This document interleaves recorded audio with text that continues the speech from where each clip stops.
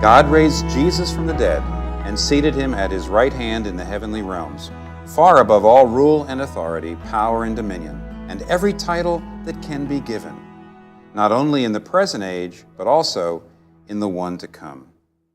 These verses from Ephesians chapter 1 describe Christ as having been given dominion over both the present age and the age to come.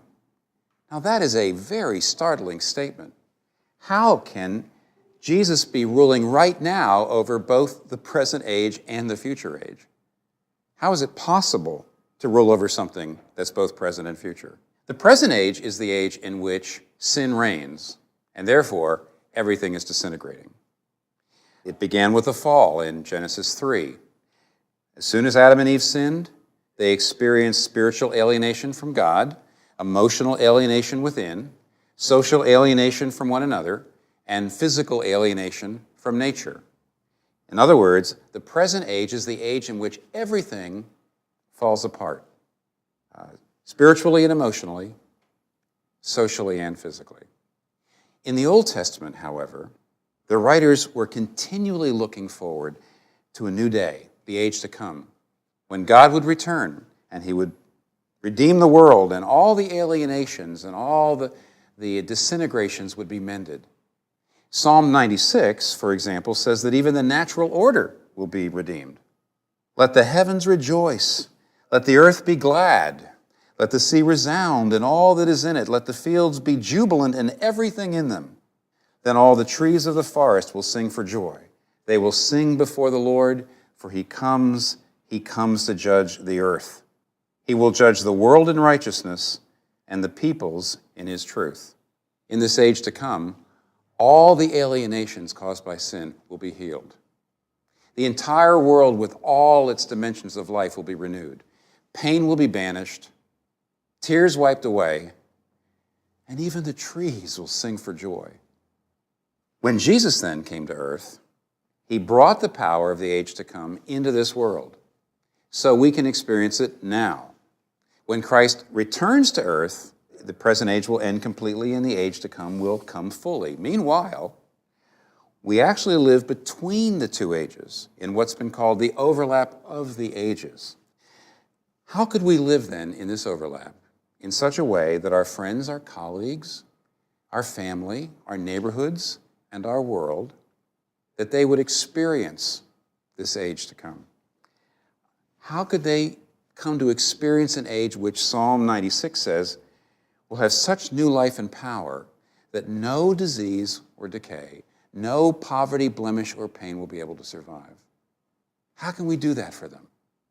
In Matthew chapter 5, verse 14, Jesus says, we are to be a city on a hill. Now, what does it mean for Christians to be a city that the world can see? That's what it means to say on a hill. What he means is breathtaking. It means we are to be an alternate city where our lives shine forth to show the world the glories of the heavenly city. One day, God is going to unite and heal all things under the lordship of Christ, and currently the church is to model at least partially what that age to come under Jesus Christ will look like. That's what it means to be an alternate city, a city on a hill. So what does that alternate city look like? First, an alternate city is gospel speaking. Sometimes we hide how important Jesus is to us. We just don't talk about him. We talk about many things that are important to us, but we don't naturally talk about Jesus. But to be a city on a hill, we have to find ways to present the gospel to our friends, to the people in our neighborhoods and workplaces. How will we do that? What will the themes be? What will the supportive arguments be? 1 Peter chapter 3, verse 15 says, always be prepared to give an answer to everyone who asks you to give the reason for the hope that you have. But do this with gentleness and respect. If someone asks you to give them the reason you're a Christian, or the reason for the hope you have, or if someone asked you why you believe in the age to come, would you be able to answer sympathetically, yet convincingly, lovingly, yet faithfully? Sometimes when we tell people what we believe, we imply it's true simply because we believe it. When actually, the gospel teaches us that we only believe because of the grace of God. And therefore, we need to speak to everyone without superiority and with extreme gentleness. Second, an alternate city is neighbor loving. Jesus always embraced the moral and the spiritual outsider. So in Matthew chapter 5, verse 47, he says, "If you greet only your brothers, what are you doing more than others?" Now, since the Jewish greeting was shalom and an embrace, Jesus is saying quite a lot here. Ask yourself this question: how do you greet your neighbors in such a way that it's like an embrace? How do you bring peace to your neighbors? Even if they don't believe, even if they're the kind of people that others ignore. And how will you bring emotional, social, and spiritual healing to your neighborhood and thereby be a sign of the age to come? Thirdly, an alternate city is community transformed. Jesus prays in John chapter 17, verse 17, about his disciples, and he says, "Sanctify them by the truth, your word is truth." Then in verse 18, he immediately says, "As you sent me into the world, I have sent them into the world." Do you see what Jesus is doing? He's not sending his disciples out into the world to share their faith and then praying that they be articulate and eloquent. He's sending them out into the world to share their faith and praying that they would be sanctified, that they would be holy. Why? There is a credibility that comes if you're consistent in your behavior. There is a credibility that comes if people see the gospel transforming you. You say you're a Christian, you say you believe the gospel, but has the gospel made you kinder? Does it lead you to treat people better? Does it help you face trouble? Does it help you face death? What is your life saying to others about what you believe? If you're not living a very attractive life because you're living an inconsistent life, because you're a grumpy person, or because you're an unbelievably frightened person, or because you're an extremely undisciplined person, what does that say to others about what you believe?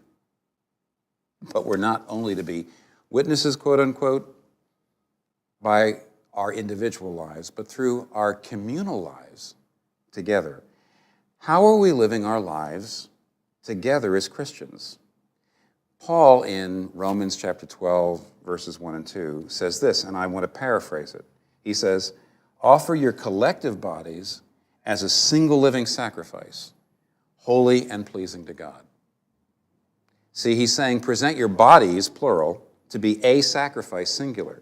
He's saying we're to take our lives, plural, and unite them into a single sacrifice. And then he concludes, "Do not conform any longer to the pattern of this world, but be transformed by the renewing of your mind." This means our community is to demonstrate an alternative to the world's way of living. The gospel should affect and modify and revise and change everything about us so that when we get together as a community, we're supposed to be constantly rethinking the implications of the gospel on every single aspect of our lives. So do we as a community stand out from the world around us? Is every part of our communal life transformed by the gospel? For example, in the world, women tend to be attracted to men with good incomes, and men tend to be attracted to women with good looks. Is the Christian community behaving in exactly the same way? Or have we been transformed by the gospel? Another example, power relationships. In the world, the wealthy and the prominent call all the shots. Is it the same in the church, or have we been transformed by the gospel? Do the power relationships inside the church just reflect what you see in the surrounding world? You see the city on a hill.